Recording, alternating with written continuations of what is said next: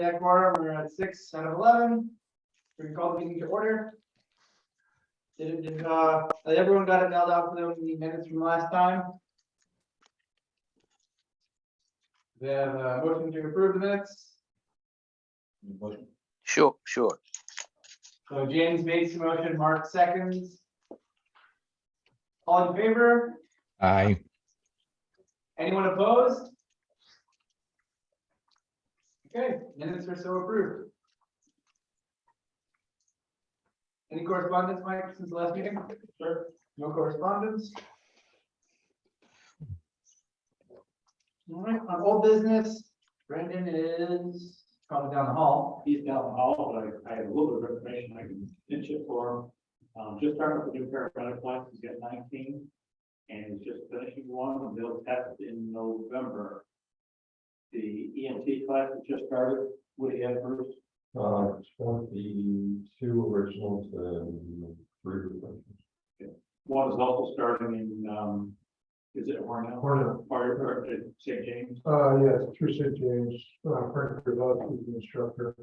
I was gonna ask, did you get the email I forwarded you on that information? Okay, I'll re-forward it again. And I heard there's something in Scotland. Did you get anything from them? I have not seen anything before Stellar. EMO? That was no, but I don't think it was Central. They only had 3, but for class. Gotcha. So there's the status of what's going on there. So on the art side, they're starting to build for the next semester. They're looking to do EMT class in Steuben County. Potentially one with Notre Dame High School. And so one. The Notre Dame one's been in works for a couple of years, like on and off, right? Yeah, so we just need to work on some logistics with CICs and. But, they're ready to go on. I think we have everything other than CICs in place.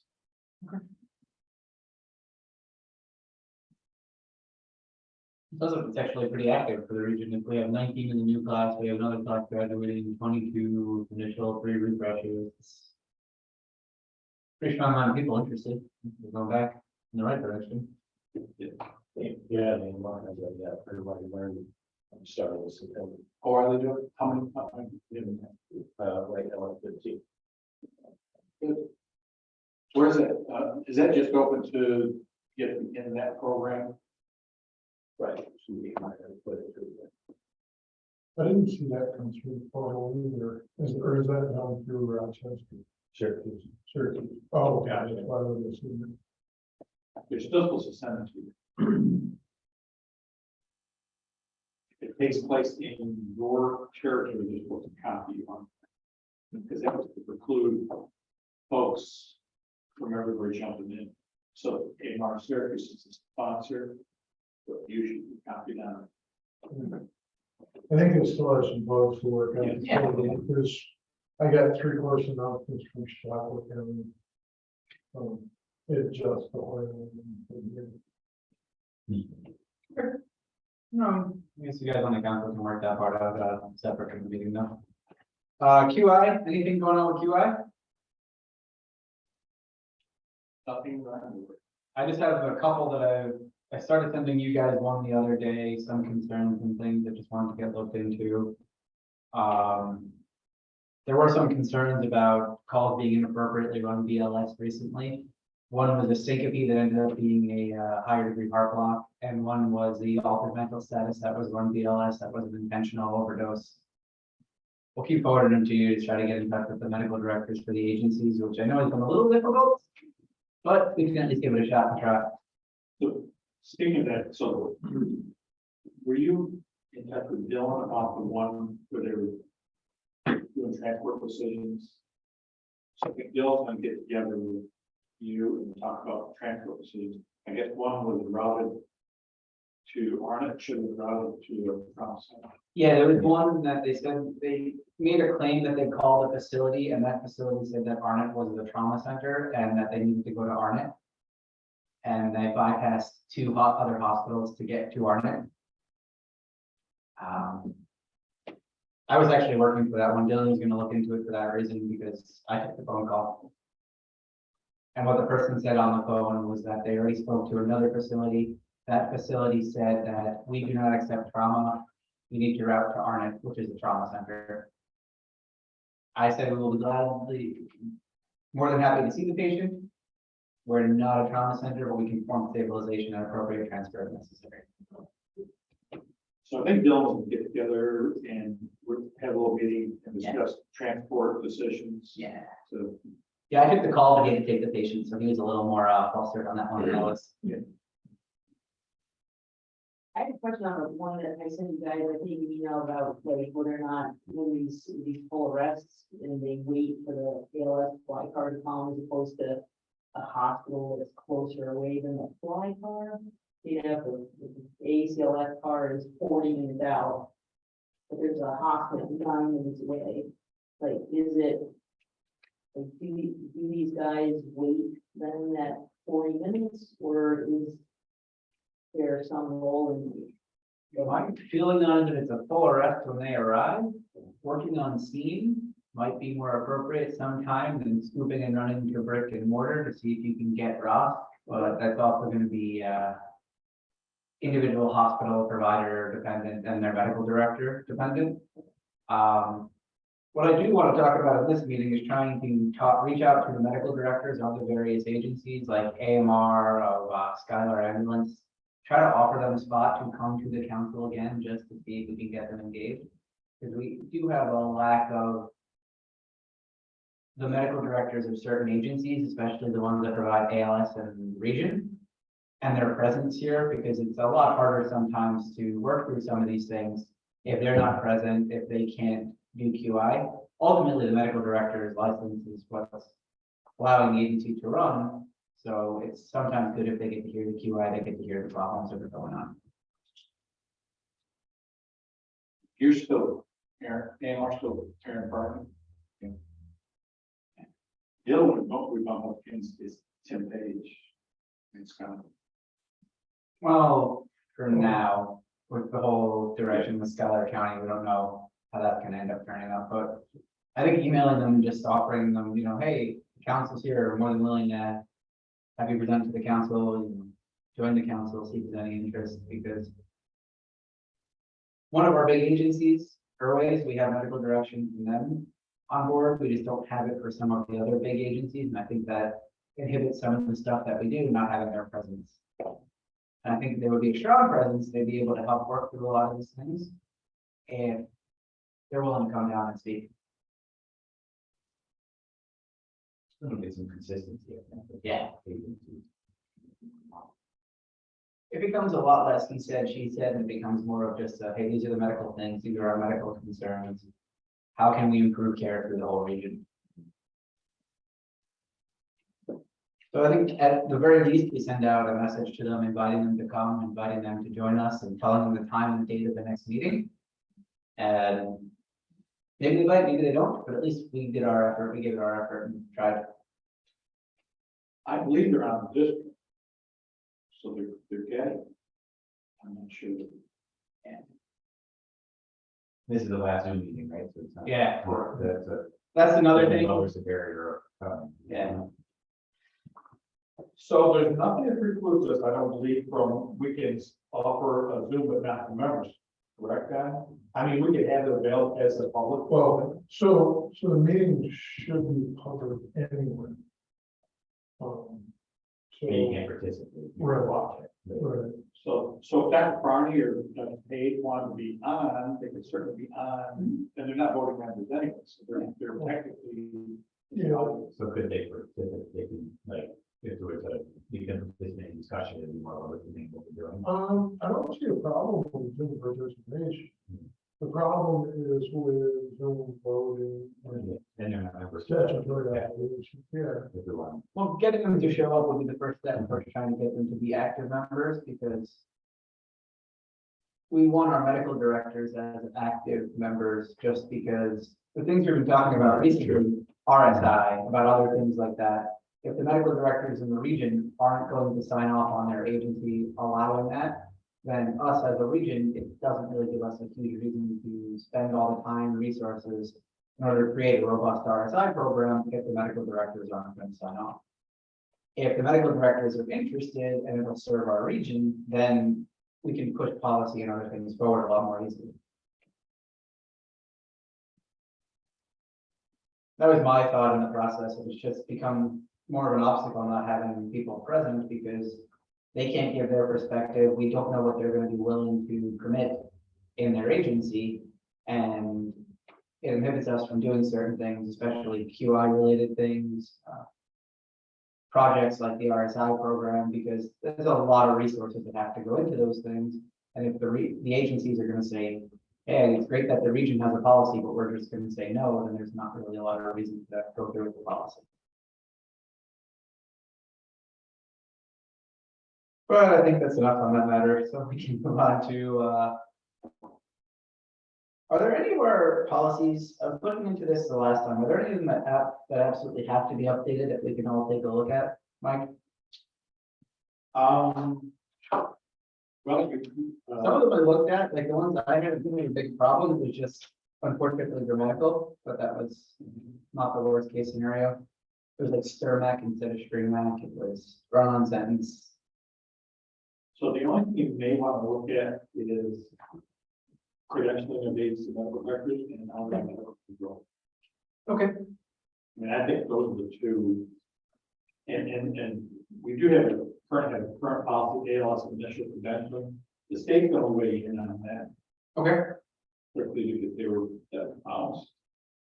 And it's going to come back around. So that I would probably revisit that in the next 6 months. So those two policies that you just mentioned, before next meeting, which is going to be December 7th, can we email it out like kind of after this meeting so that everybody can have a chance to look at it, everybody can have a chance to have their perspectives, and then we can discuss it at the next meeting as a group? Because we're having a hard time getting everyone to look through every single policy and modify every policy, so this way we can at least update the ones that need to be updated. As a reminder, the medical control positions, and online medical command credentialing, it seems to be like a perpetual problem. Without knowing all the details, it sounds like you still have providers in the online hospitals that aren't acutely aware of how the EMS is supposed to work. You know, physicians pointing and going through this to other hospitals instead of receiving patients as they should. You still hear not all that uncommon, those kind of complaints from field providers. The question I have on that though, Donnie, is it an actual physician that's doing the directing? Because I think on some of them, when they call in, we're being told that it's nurses that are directing a lot of that. Again, it's sometimes it's nurses, sometimes it's midwives. Yeah. Increasingly, ERs are staffed with PAs that happen to be answering the radio, which is, by the way, okay in the United States. Because that question comes up every couple of years as well. PAs, nurse practitioners, absolutely can give medical control. The problem always has been, what's that? I think yes, I think The problem always has been getting the hospital, the ERs on board with actually training providers before they answer the radio and actually honestly making sure that they're competent to answer the radio before they do. And we've never been able to figure out how to put any teeth into that, if you will, and actually get that to happen. I know 2 of the hospitals are participating and are giving credentialing exams for it, because Beth has been in contact with myself and Mike for Corning, and I know at Arnett it's part of the orientation. Even our residents have to go through it and take the big 50-question exam when they start residency. But you're right, I don't know what's going on at the other smaller facilities because we don't have a presence of people from those facilities here either, unfortunately. And it's hard to tell when you're on the radio exactly who you're speaking to sometimes. No, one question I have is, a lot of times the calls are courtesy calls that are coming in. And I'm not sure how to get it out there that, when you're given a report, if you need medical control, I think you have to ask for it. And all the places are just assuming that the person you're talking to is medical control. And that's not always the case. So I don't know if there's a way to get that out to everybody in some sense that you need medical control, you need to ask for it. Otherwise, people are assuming it's just a courtesy call that you're coming in 5 minutes with chest pain, so they can find bed for you. Which is fine a lot of the times, but yeah, if you have a question, Well, that kind It's a of. transport decision, probably, for medical control. Right, Yeah. exactly. Because it speaks to the issue if Yeah. the provider had the intent of making a courtesy call and whoever picks up the phone says, you can't come here with that. That's the medical control. Yes. Somebody on the other end is overstepping Yeah, that's great. the line. But you're right, in a lot of the bigger hospitals, you do get asked that question first. I know they always did it back, or when they answer the phone, they say, do you need medical command? Well, I know at Arnett, we frequently get a call saying, can I have medical control? And the nurses grab a physician because the charge nurses all know if they say the word, I want medical control, then it's one of the two attendings or one of the only attending if they're on.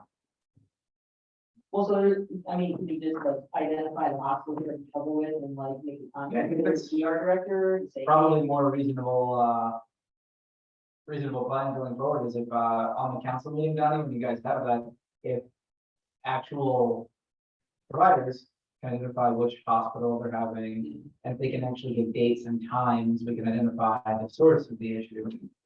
And just ask the hospitals to take a look at it and see what they can find on their end. Yeah, then you just find an ER director for each, like, if it's more, if it's accurate, But again, it might be education on both parts. You Yeah. know, we can figure out a way to educate providers to ask Yeah. for. But then by doing this process of finding date, time, and which facility, we can find out where because we can even pull calls on a lot of these. You can even pull the call, a lot of these are recorded lines and see how the interaction went. If we have to go down that road. Okay. This way, the council can provide specific examples. It's not a matter of just hearsay or just, well, I feel in this matter, this is how it's going. We can say, nope, on this date, at this time, this is how the interaction went. And someone who, maybe shouldn't have gave medical control. And then we can identify the problem to both agency and to the hospitals. And give more concrete and discrete data, which usually goes a lot better. So on the provider side, integrate that in the conversation that little session that Bill wants to put together on transport. I think so. This is becoming a bigger issue, so I think it's, Donnie's bringing it up, but it's been something that we've been noticing a lot of, transport decisions and other things.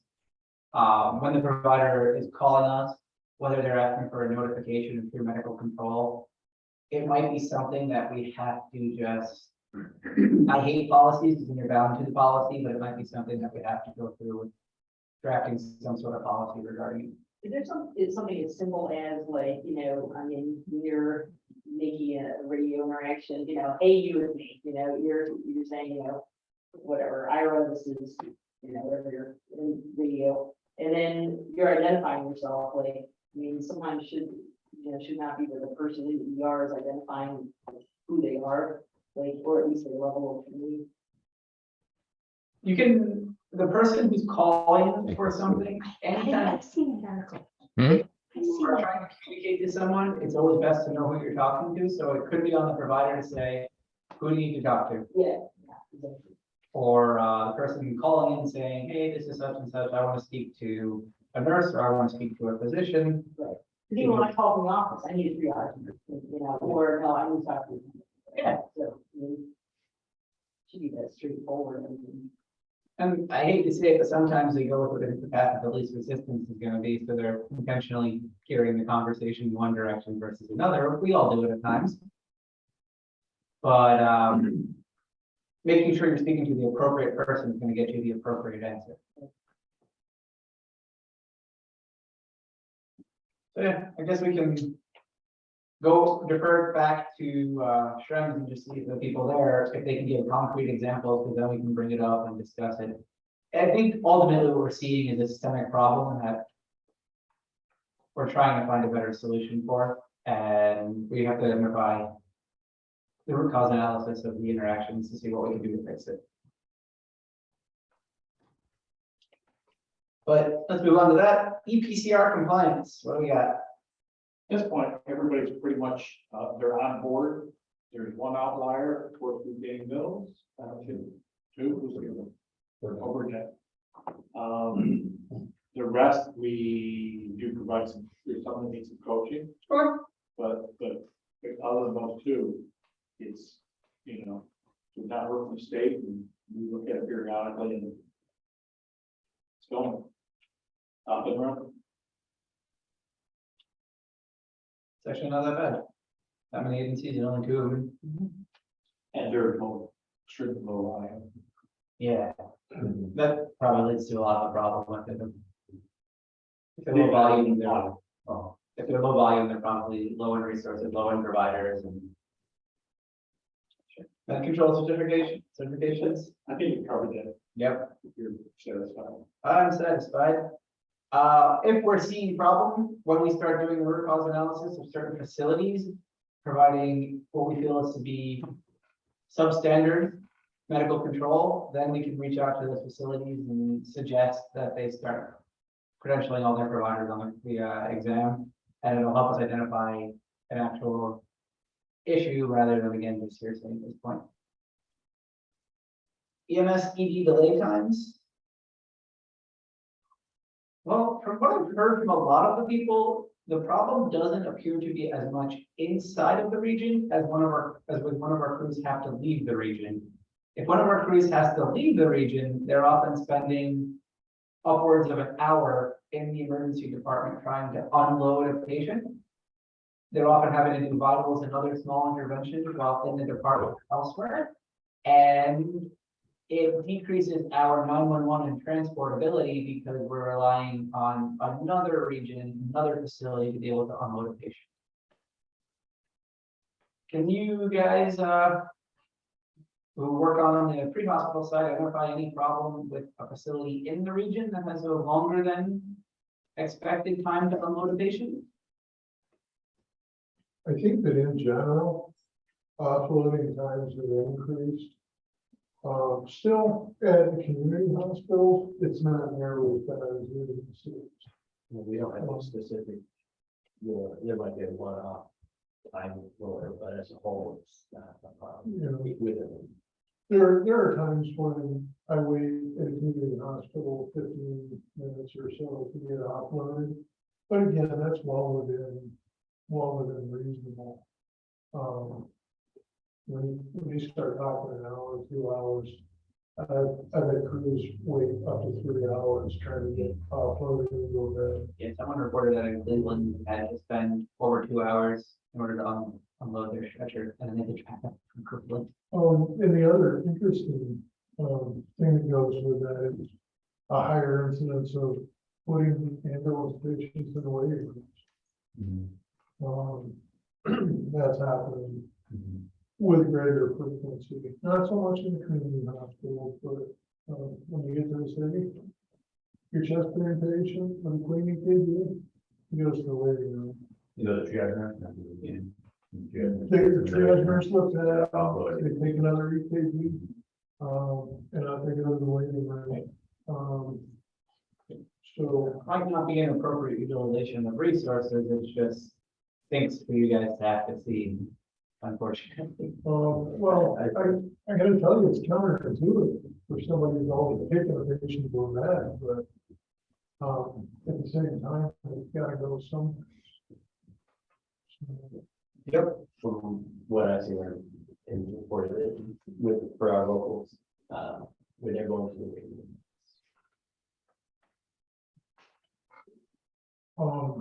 room. And So, one of our facilities will try to have the triage nurse and charge nurse, and if available, a provider just put eyes on the patient to make sure that their waiting room appropriate. I cannot speak for anywhere else, as only working in one facility at this time, but if you're seeing issues related to that, and they're outside of our region, at least we can identify that it's not truly within the region. And if we're seeing it within the region, then it's something that we might hold out with. interestingly, pre-COVID, we had patients demanding to go to the big hospitals. There was a perception that they were going to get better care sooner at the city hospitals. And, you know, what we're doing now is when patients ask, we'll make the case for appropriate patients to go to the community hospitals because they're gonna be seen quicker, they're gonna be treated quicker, and they're gonna be out. So we don't need to be careful. But probably 90% of them. Yeah. You know, those patients are better served in the community hospital. And it's a more appropriate use of resources. And we get more patients now who don't want to go to the big hospitals. Because we see what the big hospitals are doing. Yeah, I think part of the problem that we've been skating around and we're kind of loosely addressing by trying to get concrete examples is, I'm not sure, sometimes the facility, transport agencies are aware of the capabilities of the facility that they're transporting the patient to. Because as we're mentioning most of the facilities are community hospitals that don't have every single resource, and sometimes it's better to utilize bringing them somewhere else. But again, I think if we look into the root cause, we can try to find more of that information out. And if we can give the agencies some more information on that, it might improve patient care by making sure the patient gets to the right facility the first time, and therefore less interfacility transports, which result in less time offloading patients, which result in more agencies available for 911 and other issues. Alongside that, I guess starting tomorrow, the state is going to stop sending out those diversion notices. And everybody has to source diversions through New York Diverts to Bari. And they're going back to the green, yellow, red thing. So that'll be the source for diversions going forward from here. I'm gonna miss those emails. I'll tell you what they say right now.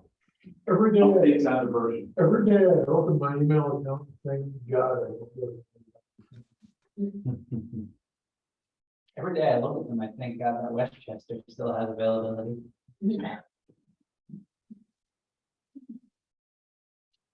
Okay.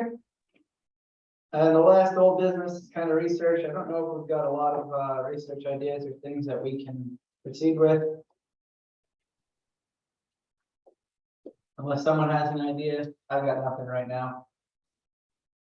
Is the Suboxone pilot still held up by the last I've read, Bureau of Narcotics Enforcement weighed in and had issues with that study. So we're gonna have a couple different issues, I think, with that is our last CMAC had to be canceled because we couldn't reach quorum, so we don't have an official CMAC stance on it yet. The next CMAC is the end of the month. X waiver is certainly going to be a limiting factor. Brian can weigh in a bit on that too, but providers right now, in order to send someone home or to be using an extensive amount of buprenorphine for opioid use disorder, not for pain management, but for opioid use disorder, need a secondary DEA number with an X waiver attached to it. You don't have to leave the class now. You can actually fill out the form. Yeah, but you still have to go through and do something. There is some step for it. Yeah. But they are in there, of course, for. And each person who does it has a limited number. You can either have 30, 100, or I have the ability to prescribe for 275 people at a time. It makes it a lot easier for me to see somebody, send them home with buprenorphine, or prescribe it going forward. If your number is 30, then you've got to be careful on a couple other factors. So I see a couple issues with it. I just wanted to hear more from it when CMAC happens later on this month. But Brian, do you have anything else you can add from the state side of it?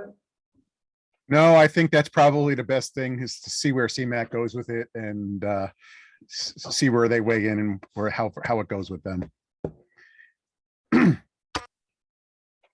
And while I'm talking, I'll just I just want everything that I was going to talk about, you guys have brought up, with the exception of that Ryan sent out a policy statement today, 22-11 on electronic certifications. It went out about, I don't know, an hour ago or so. So look for that. And it has to do with HCS and having the agencies set up HCS accounts for their providers.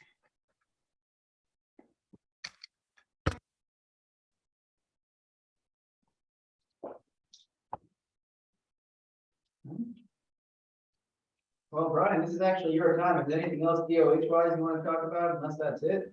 No, the only thing I was gonna mention is the memorial is the 20th of this month, the Tuesday before the council and the CMAC and the SEMSCO meetings, which are the 21st and the 22nd. The policy statement went out, and then he talked about the diversion emails. That's pretty much all I had. Sorry, we cut into your business. No, it's okay. Hey, It's Brian, exciting. I was very excited to see that email come out. Brian, are you in your office today? Am I in the office? Yeah, I was actually, I started the meeting. I was on my way back from Buffalo, but I am, yeah, you can get me. I'll be here the rest of the day. Okay, I'll give you a quick call after this meeting. Okay, I'll see you on. okay. Thanks. Yeah, the memorial, that he mentioned on Monday, there are tools, so. Gotcha. Right.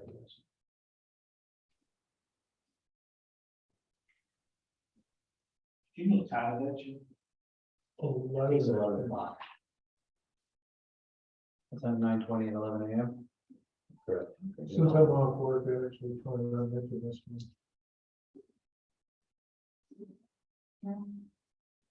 Agency updates. PDAD renewal, Triple Two, American Legion, Arthur Schmucks together, Arthur Student, Allegheny, Bigfoot, Stamo, both of Cooper Plain, both of the Southern Tier, both of Wildwood, Campbell, Willis, Central School, both of elementary and junior senior. Climate Center, Corning Community College, Corning Inc., I'm not sure if campus center is in all. Corning is all. Corning Parks and Recreation, US Salt, Eaton Electrical, Family Services, Richmond County, Fourth of Pick Apart, that's New York Sports Fitness, provider. What's that? The booster pack, they used to charge me. Pro Actions to Ben Gates, St. Mary Our Mother Church and School. That's all. Baltimore. Who? Baltimore. Oh, no, yeah. Ambulance renewal, Lloyd Hector Logan and Cameron Fire. They also have fire renewal, Big Flat Fire Department, Community Fire Rescue, Palmyra Fire, Heights Fire, Erin, Golden Well, Top Corner, PNC, West Elmira, Beaver Dam, Monterey, Odessa, and Gwinnett County Sheriff's Office.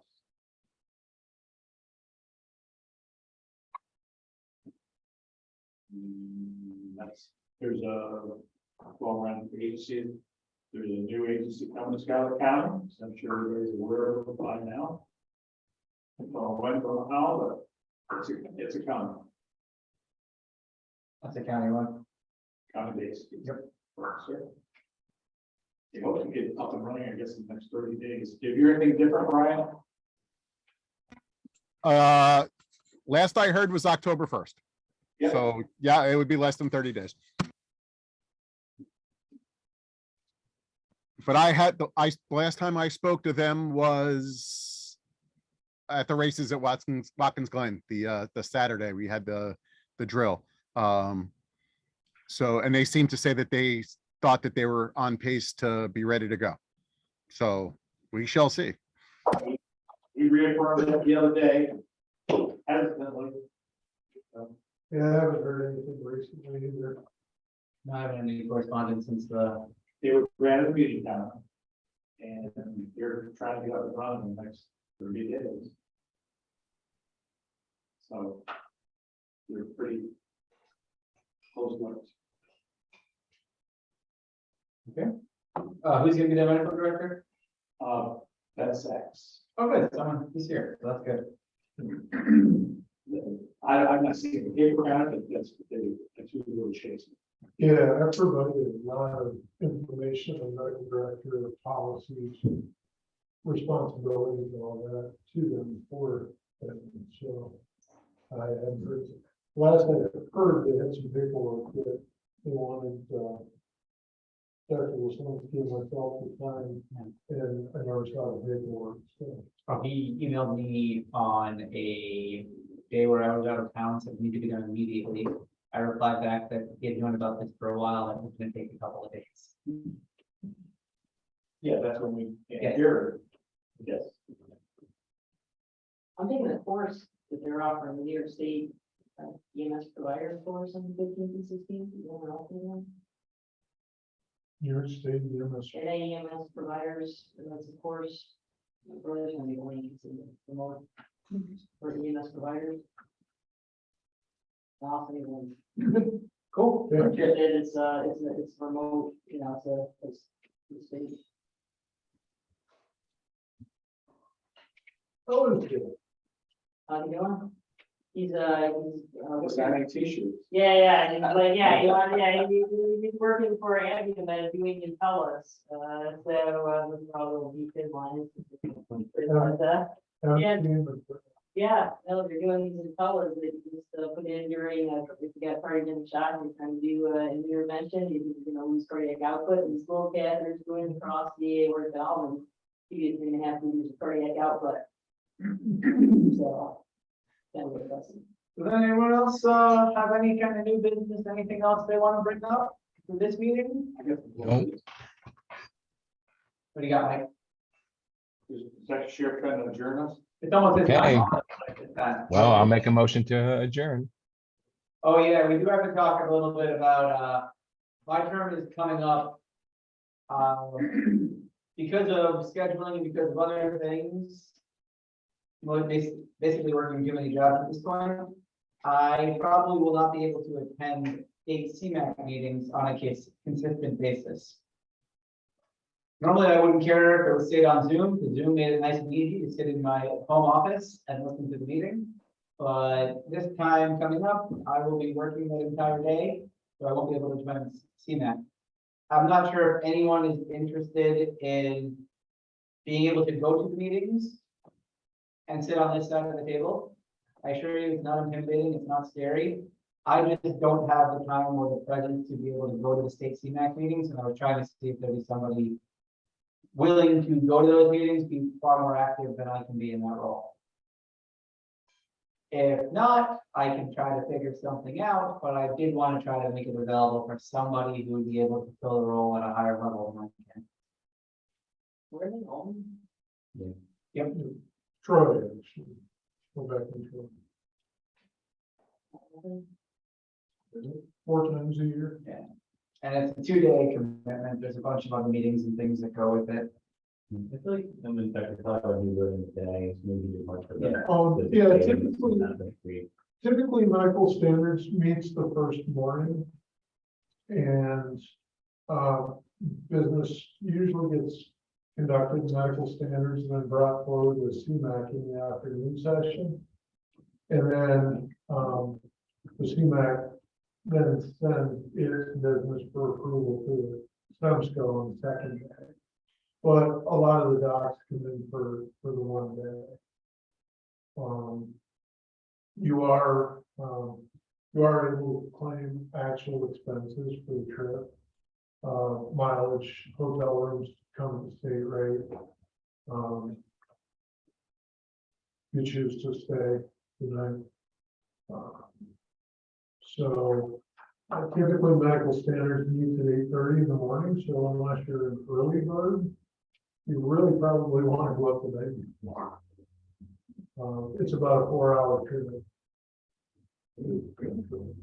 Belfort, just about. It's 120 miles from Binghamton to Albany. Well, Binghamton to Davies Town. Yeah. So what about succession? So we had that. Yes, that's He's in I was no hoping better, somebody would volunteer and not, we wouldn't have to. he's in no better position to take over the role than I am. I know that because we spend a lot of time working with each other. We'd have to change the policies again. I think the problem with that is where I was 2 years ago, is not where I am now. That's probably true for almost all of us. Yeah. It's something to think about for our December 7th meeting, because if somebody is willing, if somebody puts in the thought, and if somebody is actually able to commit. I think that looks very interesting. I don't want to become one of the regions that just doesn't have a presence, because I'm unable to make it to the meetings, especially I have a pretty firm commitment to pretty much every Thursday, and this meeting's on a Thursday. And I will not be able to get rid of my addiction patients for a day just to attend that meeting. Yeah. Yeah. So Dr. Barry is unfortunately burying his mother today. And I don't know, let me just bounce it off of him, because he does some work on Thursdays with EMS, and so that might be an opportunity for him. I was gonna say you were gonna volunteer, Chris. Well, he's my EMS guy. And I, honestly, with his propensity for research. Yeah. You know, I think he fit right into the esteemed body in Albany that sets policy for EMS in New York State. Yeah, let me just touch base with him real quick. He's my EMS boss. I have to listen to him. Just tell him I'll bring the blood. I know the last time I talked to him, it was a resounding absolutely not. However, Yeah, things change. let me just bounce it off of him real quick when he gets back. That can wait a couple of weeks, everything that's going on with them. It's just something to bring up before the next meeting. I just wanted to get it out there before then. Sounds good. All right, Mike, you had some minor. One of the little things, Tri-County First Responders Park.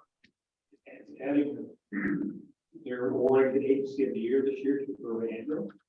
And provided the year to reserve. They'll take place this Sunday at 11 a.m. in the First Responders Park. And that's all.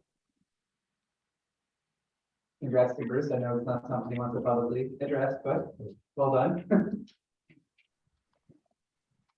I've got nothing else. So it might mean that it's Dr. Sheriff's time to shine. Well, I'll make a motion to adjourn. Second.